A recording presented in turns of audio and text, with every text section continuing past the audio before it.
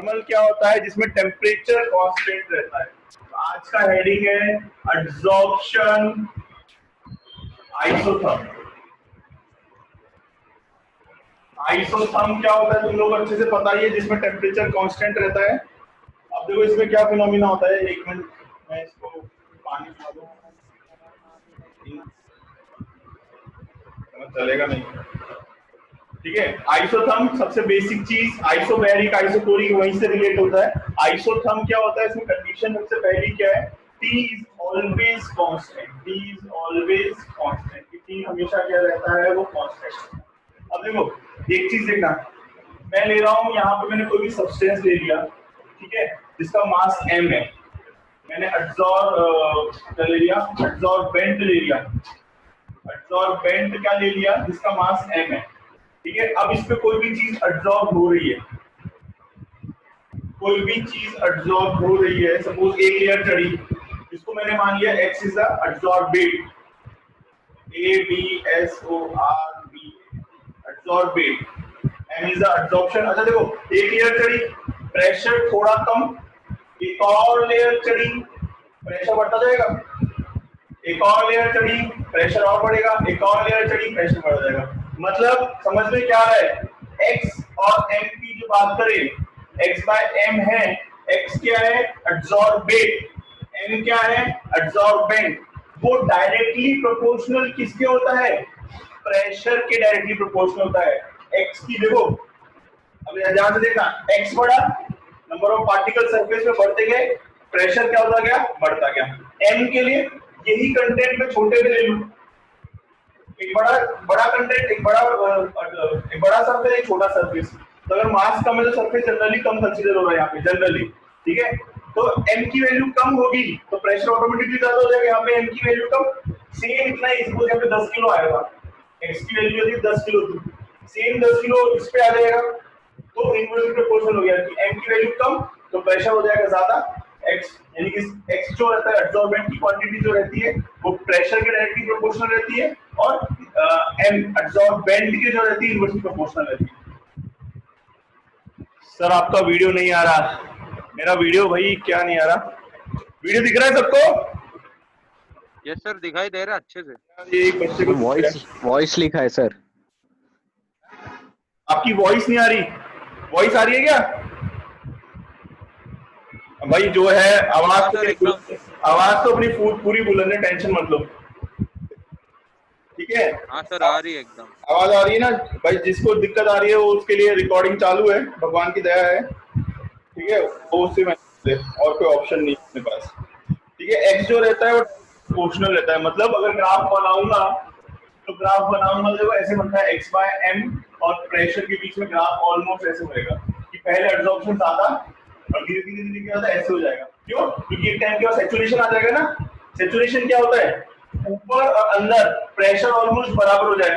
अरे तो दीवार पे 3 बार पेंट कर दिया तो चौथी बार तो अपने आप ही निकल के लगने लग जाएगा, होगा ही नहीं। तो एक टाइम के बाद क्या होगा, सैचुरेशन, तो स्टार्टिंग में स्ट्रेट और फिर धीरे धीरे सैचुरेशन आ रहा है। बुक में जो ग्राफ दे रखे हैं अलग अलग टेम्परेचर के रिस्पेक्ट में अलग अलग दे रखे हैं, तो अलग अलग, अच्छा टेम्परेचर से भी रिलेशन होता है, पर इनमें कंडीशन देखो, इन्होंने ग्राफ दे रखा है बुक के अंदर, ये 273 लिख रखा है यहाँ पे, एक पे 244 केल्विन लिख रखा है और एक पे लिख रखा है 195। ठीक है, देखो टेम्परेचर कम है, यहाँ पे 195, तो एब्जॉर्प्शन जो है वो ज्यादा है। टेम्परेचर दिख रहा है सबको, टेम्परेचर कम है तो एब्जॉर्प्शन क्या है, ज्यादा। ये वाली चीज क्लियर है, टेम्परेचर से क्या रिलेशन है, टेम्परेचर कम है तो एब्जॉर्प्शन ज्यादा। जैसे जैसे टेम्परेचर बढ़ता जा रहा है एब्जॉर्प्शन का ग्राफ नीचे की तरफ शिफ्ट हो रहा है। क्यों? क्योंकि टेम्परेचर बढ़ेगा तो पार्टिकल सरफेस छोड़ के ज्यादा भागेंगे, या फिजिकल एब्जॉर्प्शन के रिस्पेक्ट में जनरली बात होगी। केमिकल में तो वो काम सर, वो पेंट वाला एग्जांपल ना सर, कौन सा? वो आपने कल राजस्थान और पेंट और दीवार वाला एग्जांपल दिया था वो राजस्थान पेंट और दीवार वाला, ऐसा ही कुछ समझ ले। तो टेम्परेचर से देख लेना, प्रैक्टिकली सोचो, टेम्परेचर ज्यादा है तो क्या होगा, वो सरफेस छोड़ के पार्टिकल भागते हैं। अगर पानी तेज गर्म है तो सरफेस जल्दी पानी वो जल्दी वेपराइज होगा, टेम्परेचर ज्यादा है। अगर टेम्परेचर कम, एक धीरे गैस में पानी गर्म करते हैं, एक तेज गैस में पानी गर्म करते हैं, तेज गैस में टेम्परेचर ज्यादा तो पार्टिकल सरफेस छोड़ के जल्दी से भागेंगे। अगर धीरे गैस में पानी गर्म करते हैं पार्टिकल की जो हो जाएगी रेट क्या हो जाएगी, थोड़ी कम हो जाएगी। तो देखो टेम्परेचर ज्यादा तो एब्जॉर्प्शन जो होगा वो ज्यादा होगा, इजीली सरफेस में चिपके रहेंगे, क्योंकि टेम्परेचर ज्यादा है और टेम्परेचर कम है तो उनको निकलने की जरूरत ही नहीं है। जैसे टेम्परेचर बढ़ता जाएगा एब्जॉर्प्शन क्या होता जाएगा, कम होता जाएगा। क्यों? क्योंकि टेम्परेचर बढ़ेगा तो पार्टिकल इजीली सरफेस छोड़ के भाई उनकी खुद की एनर्जी होगी जिसकी वजह से वो छोड़ के भागने लगेंगे। तो इसका ग्राफ जो इस तरह हिसाब से बना रखा है, x बाय m और प्रेशर के बीच में जो ग्राफ बना रखा है वो ऐसे बना रखा है। ये वाली चीज क्लियर है? x बाय m और प्रेशर के बीच में जो ग्राफ बना रखा है वो ऐसे बना रखा है। ये वाली चीज क्लियर है? अच्छे से नोट कर लो ये वाली बात। अब इसका थोड़ा ग्राफ समझा देता हूँ मैं तुम लोगों को। ये ग्राफ बना लो या बनाना चाहो तो बना लेना।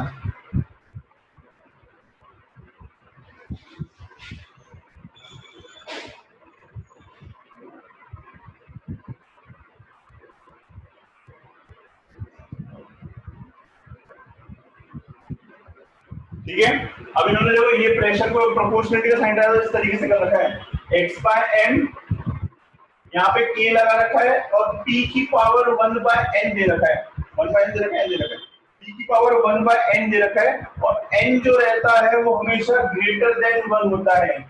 n is a constant, n और p क्या है, ये नंबर ऑफ मोल्स नहीं होते, n नंबर ऑफ मोल्स नहीं होते। इसका डिटेल एक्सप्लेनेशन देखो तुम्हारे सिलेबस में नहीं है, अगर ज्यादा दिमाग लगाओगे तो परेशान होगे। तुम्हें सिर्फ ध्यान रखना है कि n और p जो है वो कांस्टेंट है, n हमेशा ग्रेटर देन 1 रहता है। ठीक है, k और सर n और k क्या होता है, यहाँ पे लिख रहा हूं मैं रब करके। n और k जो रहते हैं वो कांस्टेंट होते हैं और वो गैस के नेचर पे डिपेंड करते हैं। सब बुक में मेंशन है, देखो सिर्फ समझने वाला सेक्शन है इसके अंदर, गैस के नेचर पे।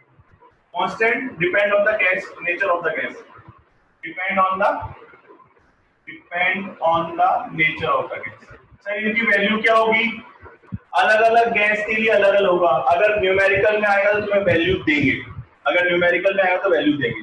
तो इस तरीके से आइसोथर्म क्या होता है, एब्जॉर्प्शन आइसोथर्म, जहां पे टेम्परेचर कांस्टेंट के रिलेशन का x बाय m का प्रेशर के साथ डायरेक्टली प्रोपोर्शनल का जो ग्राफ होता है वो आइसोथर्म को रिप्रेजेंट करता है। तो प्रोपोर्शनल साइन है तो k और n जो हो गए गैस कांस्टेंट हो गए, जो गैस के नेचर पे डिपेंड करते हैं। अलग अलग गैसेस के लिए कांस्टेंट की वैल्यू वेरी करेगी। यहाँ पे n नंबर ऑफ मोल्स नहीं है, यहाँ पे n नंबर ऑफ मोल्स मत ले लेना, गड़बड़ा जाएगा मैटर, क्योंकि ये बहुत कहानी बहुत डिटेल में जाती है। मैं इसको यहीं पे स्टॉप कर रहा हूँ, तुम्हारा इतना एक्सप्लेनेशन नहीं है। ये वाली बात समझ में आ गई? ये पहले जो एब्जॉर्प्शन आइसोथर्म की हेडिंग है तुम्हारी बुक में वही दे रखी है, वो मैंने ऑलरेडी एक्सप्लेन कर दिया है। अब मैं आगे तुम्हें फ्लूइड आइसोथर्म के बारे में बता रहा हूँ। मैं इसकी फोटो भी भेज दूंगा ग्रुप पे, अगर प्रॉपर्ली नोट्स लिखते हो तो मैं तुम्हें फोटो अपलोड कर दूंगा, कोई दिक्कत नहीं है। लेकिन फ्लूइड एब्जॉर्प्शन आइसोथर्म क्या होता है वो देख लेते हैं। अब इसने क्या किया, फ्लूइड से अपना दिमाग लगा दिया, थोड़ा सा अपना ज्ञान लगाया और अपने आप को सही साबित कर दिया। देखो कैसे, मैं इसको रख कर रहा हूँ थोड़ा सा, इस डेरिवेशन को समझ में आ गया तुम्हें? x क्या है, x एब्जॉर्बेट है और m जो है वो एब्जॉर्बेंट है। ठीक है, ये कैसे वेरी करेगा प्रेशर के, तुम्हें समझ में आ ही गया होगा। आगे देखो बच्चों, अभी हमने क्या किया, फ्लूइड ने थोड़ा सा मैथमेटिक्स इस्तेमाल कर दी। x by m is equal to k, p की पावर 1 बाय n था, दोनों तरफ लॉग ले लिया, लॉग लिया ln लिया भैया, लॉग लिया शायद 2.3 मल्टीप्लाई करके, हाँ लॉग ले लिया, क्योंकि सब जगह लॉग है तो दोनों तरफ लॉग ले लिया। Log of x by m, log of k, log m into n, log of k plus 1 by n log of p, 1 by n log of p। ये वाली चीज क्लियर है? दोनों तरफ लॉग ले लिया। सर इसमें ln लेके 2.303 नहीं, क्यों? क्योंकि यहाँ पे भी 2.303 इक्वल्स टू में भी 2.303, दोनों तरफ कैंसिल आउट हो गए, तो मैंने लॉग को मेंशन नहीं किया है। ये वाली चीज क्लियर है? दोनों तरफ 2.303 क्या हो गए, कैंसिल आउट हो गए, तो मैंने क्या किया है, लॉग को मेंशन नहीं किया है। ये वाली चीज तुम्हें समझ में आ गई होगी। अब इसका एक ग्राफ दे रखा है, मैं तुम्हें ग्राफ भी बता देता हूँ। तुम्हें ग्राफ देखो, y = mx + c के बीच में ग्राफ दे रखा है। y = this one is mx और ये c। ठीक है, अगर मैं p की वैल्यूज लेता हूं तो भी क्या होगा, कुछ ना कुछ वैल्यू होगी, log x बाय m और मैं log p के बीच में log p के बीच में ग्राफ बनाए। ये इस तरह के ग्राफ देखो बहुत बार रिपीट हुए हैं, वो कॉम्पिटिटिव एग्जाम में ऐसे ग्राफ आना बहुत कॉमन है। तो देखो ध्यान से देखो, y this one is m, this one is x, this one is c।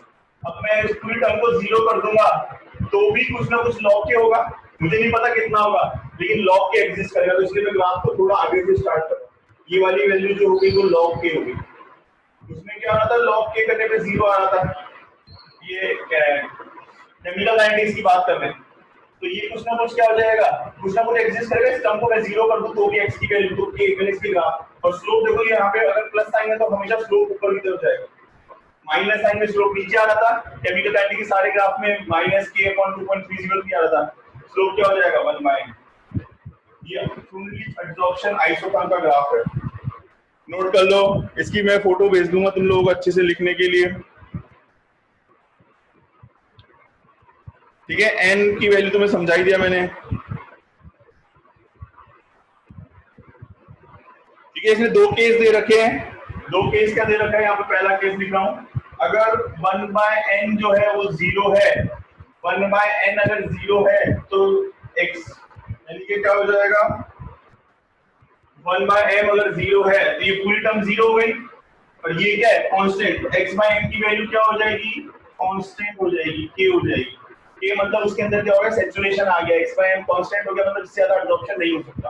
पहला केस हो गया वो, पहला केस, फर्स्ट केस। फिर केस सेकंड में क्या हो जाएगा, दूसरा दे रखा है 1 बाय n की वैल्यू अगर 1 हो जाए तो देखो क्या हो जाएगा, 1 बाय n की वैल्यू 1 हो जाए तो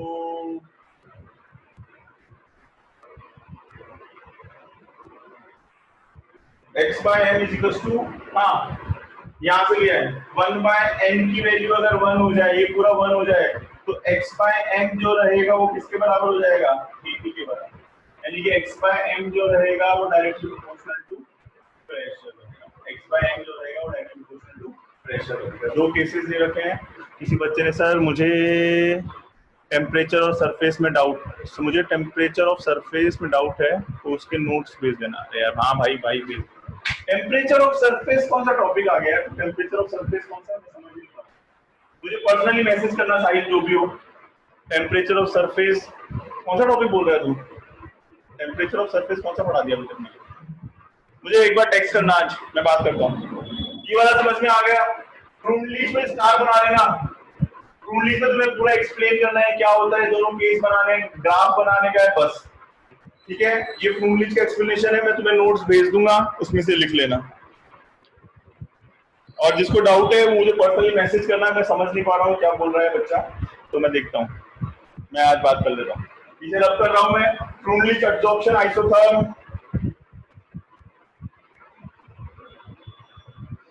ठीक है।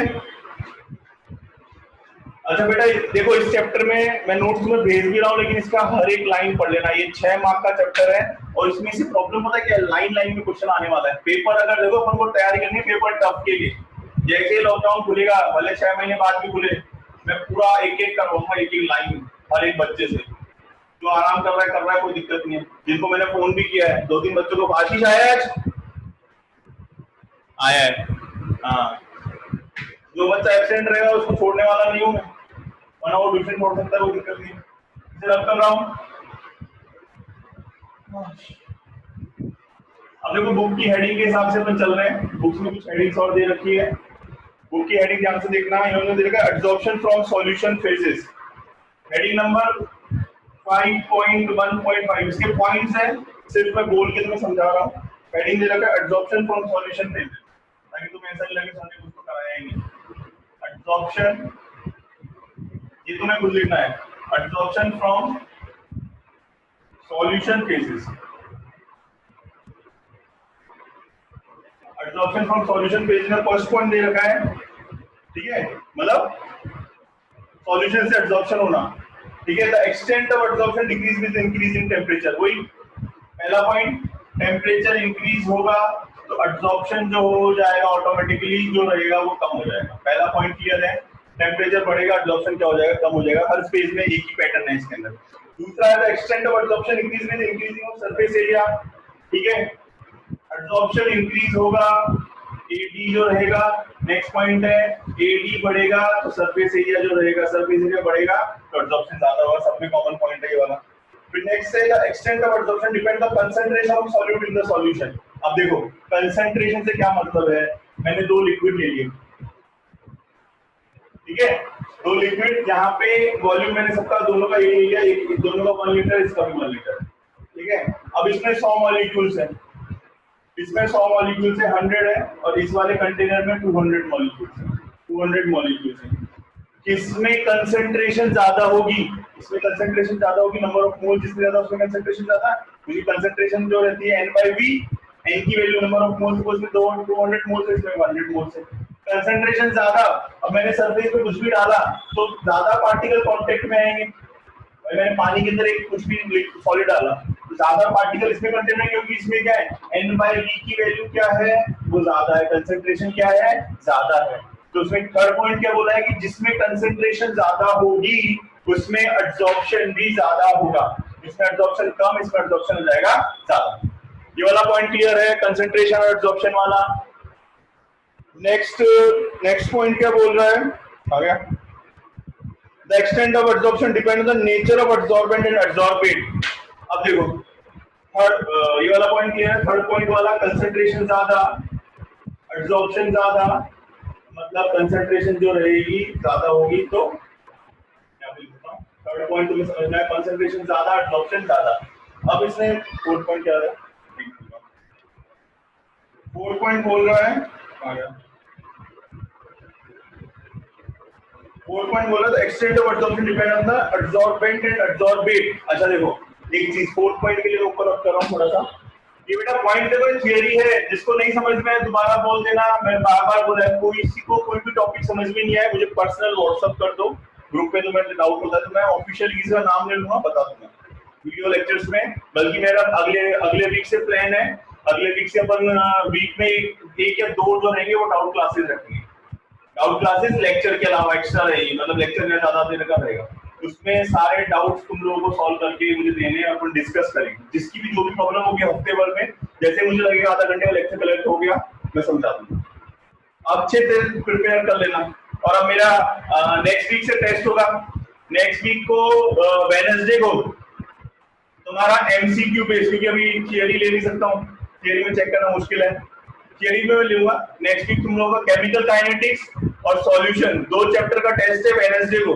आज बता रहा हूँ सबका है, इसमें कोई अंदर बाहर नहीं, सबका केमिकल काइनेटिक्स का 1 घंटे का टेस्ट है। शाम को 5 बजे पेपर आएगा, मुझे 6 बजे तक आंसर की तुम लोगों को सॉल्व करके देनी है, क्योंकि अभी एमसीक्यू ही ले सकता हूँ और उसमें बोर्ड बेस्ड क्वेश्चन ही रहेंगे अच्छे वाले, तो उनके लिए अच्छे से प्रिपेयर कर लेना, एमसीक्यू बेस्ड अच्छे से प्रिपेयर कर लेना। पैटर्न वही आएगा, न्यूमेरिकल आ सकता है, अब मैंने सॉल्यूशन का बड़ा वाला न्यूमेरिकल दे दूंगा, उसमें तुम्हें सिर्फ आंसर लिखना होगा, तो पूरा मेथड ना आके, और मेथड भी मैं तुम लोगों से पूरा सॉल्यूशन फोटो चेक करूंगा सबकी। नेक्स्ट वेडनेसडे टेस्ट है सॉल्यूशन और केमिकल काइनेटिक्स, याद दिला दिया मैंने तुम्हें, जो भूल जाओ तुम्हारी हेडेक है। फिर उसकी नेक्स्ट वेडनेसडे तुम्हारा सॉलिड स्टेट और ये हो जाएगा, जैसे सरफेस खत्म होगा। हाँ थर्ड पॉइंट क्या, फोर्थ पॉइंट क्या बोल रहा है, नेचर। अगर मैं बात करूं यहाँ पे, अभी यहाँ पे कोई ऑयली सरफेस या नॉन ऑयली सरफेस, अभी यहाँ पे ऑयली सरफेस सपोज, यहाँ पे ऑयल ऑलरेडी है, जो एब्जॉर्बेंट है, ADSOR, एब्जॉर्बेंट है, वो ऑयली है, तो इस पे कोई भी, जैसे होता है ना पोलर में डिसॉल्व होता है, नॉन पोलर ऑयल वाटर में डिसॉल्व होता है, वाटर ऑयल में डिसॉल्व होता है, वैसे ही है कि दोनों का नेचर जो है, एब्जॉर्बेंट और एब्जॉर्बेट का नेचर जो है वो अगर सेम है तो एब्जॉर्प्शन इजीली हो जाएगा, नेचर पे क्यों डिपेंड करता है। अगर दोनों का नेचर अपोजिट है, एक पोलर है एक नॉन पोलर है, तो एब्जॉर्प्शन का फिनोमेना क्या हो जाएगा, ऑटोमेटिकली कम हो जाएगा। ये वाली चीज क्लियर है। Fourth point, first point temperature ज्यादा एब्जॉर्प्शन कम, सेकंड पॉइंट सरफेस एरिया ज्यादा एब्जॉर्प्शन ज्यादा, थर्ड पॉइंट कंसंट्रेशन ज्यादा एब्जॉर्प्शन ज्यादा, fourth point nature of absorbent and absorbent.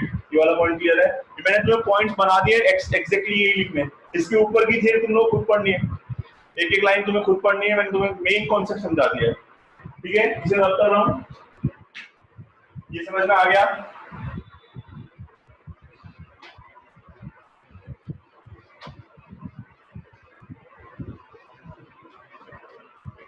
बारिश हो गई है, मौसम अच्छा हो गया है, मौसम भी बदल,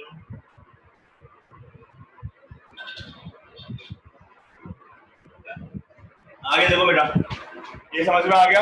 नेक्स्ट है एप्लीकेशन ऑफ एब्जॉर्प्शन। मैं सिर्फ हेडिंग लिख रहा हूँ और तुम्हें समझा रहा हूँ, जो चीज समझ में नहीं है अपन डिस्कस कर लेंगे। एप्लीकेशन में सिर्फ समझाने का काम है तुम्हें बेटा। ये देखो, ये एप्लीकेशन ऐसी चीज है जहां से अच्छा क्वेश्चन आता है, बच्चे छोड़ जाते हैं, बच्चे क्या करते हैं, इसको छोड़ जाते हैं कि चलो ये तो नॉर्मल है। पेपर जब हार्ड आएगा ना तो क्वेश्चन यहीं से आएगा, पेपर हार्ड से पता नहीं चला कहाँ से आया है, तो पेपर जब हार्ड आया तो क्वेश्चन यहाँ से आया, इस चीज का ध्यान रखना। तो पहला पॉइंट है प्रोडक्शन ऑफ हाई वैक्यूम, पहला पॉइंट है एप्लीकेशन में production of high vacuum, production of high vacuum. मैं सिर्फ हेडिंग लिख रहा हूँ और तुम्हें समझा रहा हूँ, ठीक है, और रीड भी कर दूंगा मैं, एनसीईआरटी में से लिखो एकदम बराबर है, कोई दिक्कत नहीं। Production of high vacuum, the remaining traces of, देखो वैक्यूम तुम्हें पता है, मैं बोल रहा हूँ मेरे को कोई रिएक्शन करवानी है, अब मैंने क्या किया, मुझे वैक्यूम क्रिएट करना है इस बॉक्स के अंदर, लेकिन मैंने क्या किया, पंप करके गैसेस निकाल ली, लेकिन इतना भी मैं मेरे पास इतने अच्छे इंस्ट्रूमेंट नहीं है जिससे मैं वैक्यूम क्रिएट करूँ, तो इसके अंदर मैं कोई ऐसा डाल दूंगा, जैसे अपना चारकोल है, चारकोल क्या करता है, गैसेस को एब्जॉर्ब कर लेता है, तो जैसे मैंने चारकोल डाला उसने सारी गैसेस एब्जॉर्ब कर ली जितनी भी अंदर थी, और वो क्या कर लेगा, मैंने उसको निकाल दिया, तो तुम्हारा वैक्यूम क्रिएट हो गया, हाई वैक्यूम एकदम, एक बूंद भी, एक कण भी अवेलेबल नहीं है। चारकोल के अलग, अच्छा चारकोल की क्या खासियत होती है कि सब कुछ एब्जॉर्ब कर लेता है, तो वैक्यूम प्रोड्यूस करने के लिए एब्जॉर्प्शन प्रोसेस का इस्तेमाल होता है, पहला पॉइंट। सेकंड क्या दे रखा है, गैस मास्क। अब देखो गैस मास्क में क्या है,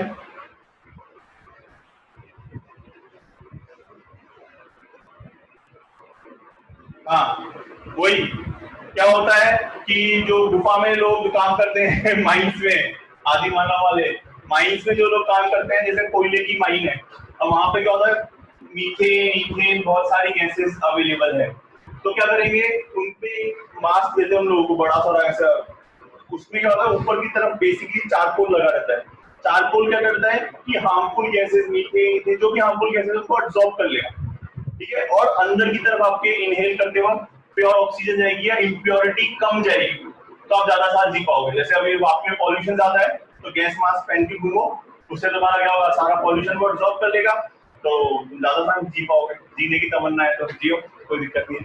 तो गैस मास्क वाला पॉइंट क्लियर है, मैंने तुम्हें समझा दिया, माइंस में इसमें एक्सप्लेनेशन दे देता है। नेक्स्ट थर्ड पॉइंट जो दे रखा है, वो थर्ड पॉइंट क्या है, कंट्रोल द ह्यूमिडिटी।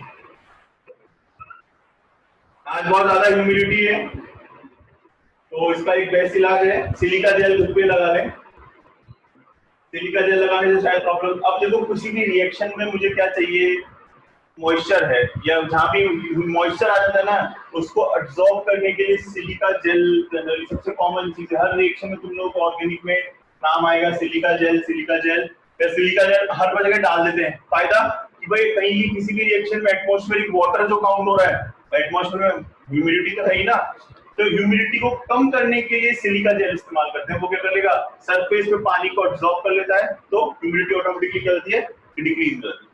ये वाला पॉइंट क्लियर है। नेक्स्ट है remove colouring matter from the substance. Next है removing removing colouring matter from the substance, removing colouring matter from substance. अब देखो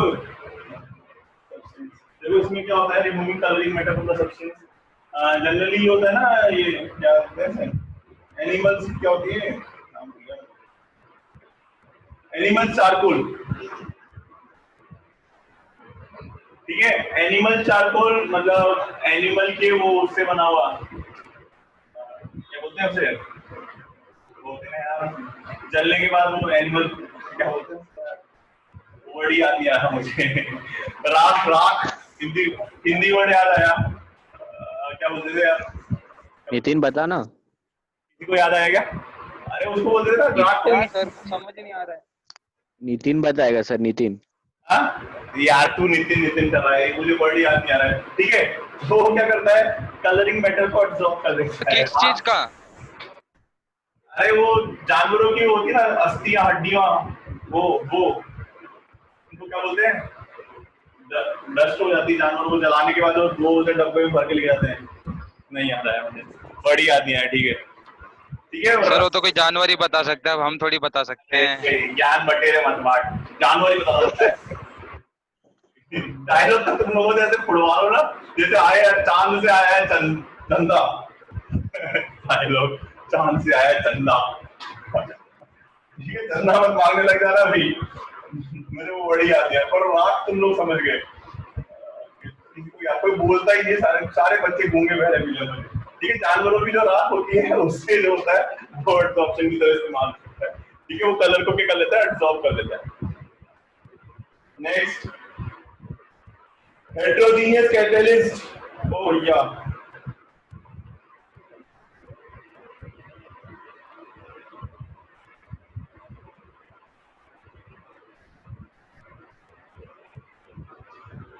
क्या होता है हेटेरोजीनियस कैटलिस्ट में, जो कैसे इस्तेमाल होता है इधर देखना।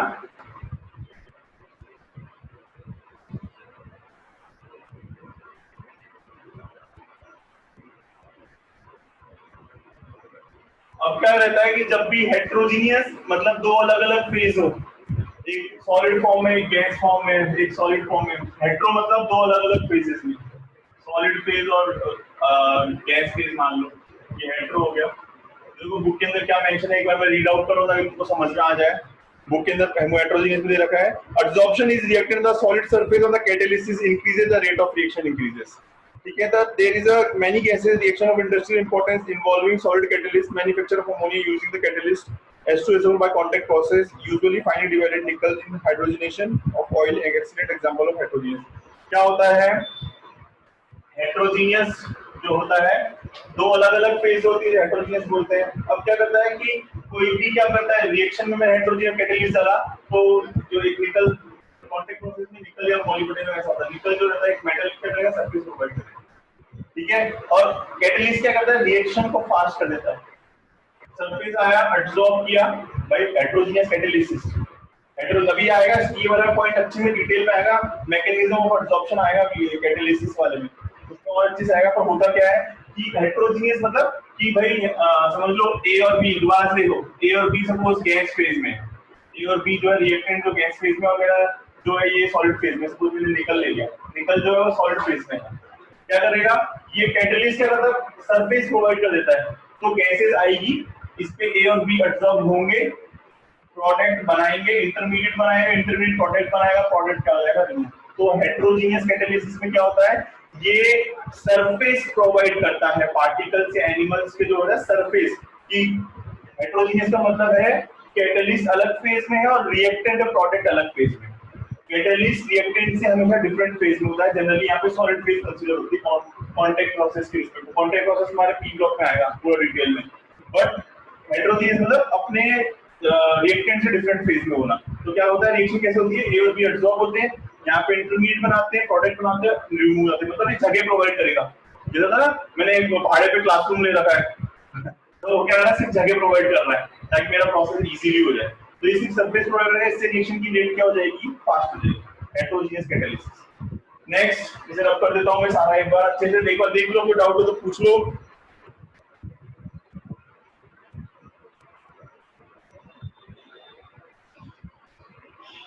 ठीक है, इसे रब कर रहा हूं। हेटेरोजीनियस कैटालिसिस तुम लोग को बता दिया मैंने। बेटा देखो ये वाले पॉइंट्स ऐसे है ना जिसमें से भारी क्वेश्चन आएगा। पेपर जब टर्म बनाता हूं ना मैं, मेरा फिक्स है मैं यहाँ से क्वेश्चन उठाता हूँ। ये ऐसे टॉपिक्स है जो बच्चे देखते ही नहीं है, सर ये तो आता है हमें, हेडिंग पढ़ के भूल जाते हैं, पर किसका एग्जांपल किसमें चिपकाना है ना, वो यहीं से क्वेश्चन बन सकता है। नेक्स्ट आता है separation of inert gases. Next आता है सेपरेशन ऑफ इनर्ट गैसेस। अब देखो इनर्ट गैस के सेपरेशन में कैसे आता है भाई, दो गैसेस है, मैंने क्या किया, दो गैसेस है, एक तरफ हीलियम है और एक तरफ सपोज H2, कोई सी दो गैसेस है ए और बी। अब क्या करेगा, मैंने कोई ऐसा सरफेस ले लिया जहाँ पे सिर्फ H2 एब्जॉर्ब होती है, दोनों गैसेस का मिक्सचर था, मुझे सेपरेट करना था, अलग ही नहीं हो रहा था। मैंने क्या यहाँ पे H2 एब्जॉर्ब हो गई तो ऑटोमेटिकली क्या रहेगी, H ही रहेगी। या H ही एब्जॉर्ब हो गई तो सेपरेशन हो गई, दो गैसेस में एक एब्जॉर्ब हो सकती है, दूसरी एब्जॉर्ब नहीं हो सकती, क्योंकि ग्लोबल गैसेस इसीलिए एब्जॉर्ब नहीं हो रही, तो वो सेपरेट होगा ऑटोमेटिकली किसी मिक्सचर से। तो सेपरेशन को अलग करने में हेडिंग है सेपरेशन ऑफ इनर्ट गैसेस, की दो गैसेस को सेपरेट कर सकते हैं कि एक पर्टिकुलर पे एब्जॉर्ब हो रही है, भाई इसका नेचर सपोज ये पोलर है, ये पोलर है, दोनों एब्जॉर्ब हो रहे हैं, ये न्यूट्रल है तो एब्जॉर्ब नहीं होगी, तो ऑटोमेटिकली क्या हो जाएगा, सेपरेट हो जाएगा। ये वाली चीज क्लियर है। नेक्स्ट हेडिंग है इन क्योरिंग ऑफ डिजीज। क्योरिंग मतलब वही किसी भी जर्म्स वगैरह को क्या दे रखा है इसमें, a number of drugs are used to kill germs by the getting adsorbed on them, ठीक है, adsorption से इसमें कुछ ज्यादा नहीं है। फ्रॉड फ्लोटेशन स्किप कर रहे हैं अपन, ये तुम्हारे चैप्टर अच्छे से समझाएंगे, उसमें पूरा फिनोमेना समझ में तभी आएगा। फिर आता है adsorption indicators, surface certain precipitates such as the silver halides are property of adsorption. Some dyes like eosine and fluorescein thereby producing characteristic of color। क्या करता है adsorption, क्या करता है, कोई मैंने यहाँ पे सरफेस पे कोई भी गैस है, ठीक है, ये इससे एब्जॉर्ब होकर पर्टिकुलर रेड कलर दे रही है, तो मुझे पता चल जाएगा कि यहाँ पे इंडिकेटर का काम करेंगे। जैसे ही H2 आई इसके कांटेक्ट में, इसकी सरफेस क्या होगी, रेड कलर होगी, तो मुझे पता चलेगा कि हाँ ये H2 गैस अवेलेबल है। A और B दो गैसेस अवेलेबल थी, मुझे पता करना है कौन सी एब्जॉर्ब है, मेरे B वाले पे रेड कलर आता है, B है कि नहीं है, तो जैसे इसके कांटेक्ट में ये इसका सरफेस क्या होगा, रेड हो गया। तो कहानी इस तरीके से कि भाई पता चल गया कि हाँ B गैस अवेलेबल है। और लास्ट पॉइंट आज का, last but not least, last ये लीस्ट क्या, chromatography.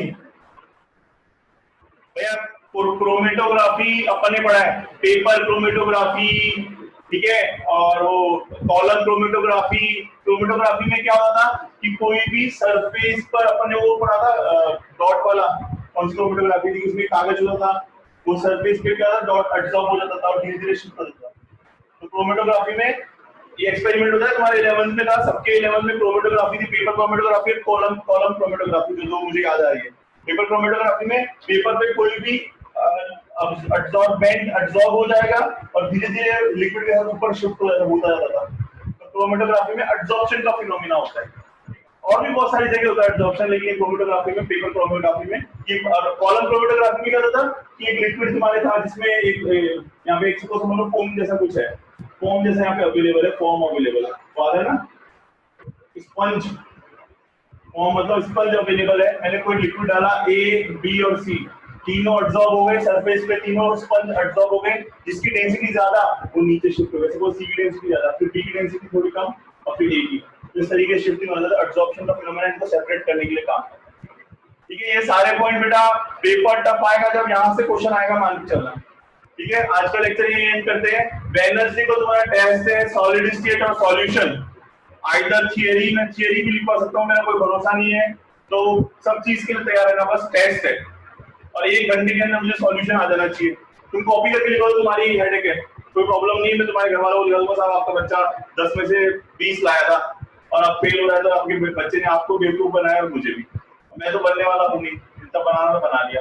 It is a better कि तुम्हारे साथ ऑनेस्टी से प्रिपेयर करना। वेडनेसडे को सीरियस मोड पे टेस्ट है, मैं इंपॉर्टेंट बोर्ड पैटर्न जैसा पेपर दूंगा अच्छा खासा, उसके लिए अच्छे से प्रिपेयर कर लेना बोर्ड पैटर्न के लिए, अच्छा एक एक लाइन पेपर टफ भी आएगा, पेपर समझ लो 30 मार्क्स का पेपर होगा 1 आवर का, दोनों सब्जेक्ट, केमिकल काइनेटिक्स और सॉल्यूशन, 2 चैप्टर आएंगे, अच्छे से प्रिपेयर कर लेना। जो बच्चे ऑनलाइन है, thank you, good bye, good night, sweet dreams.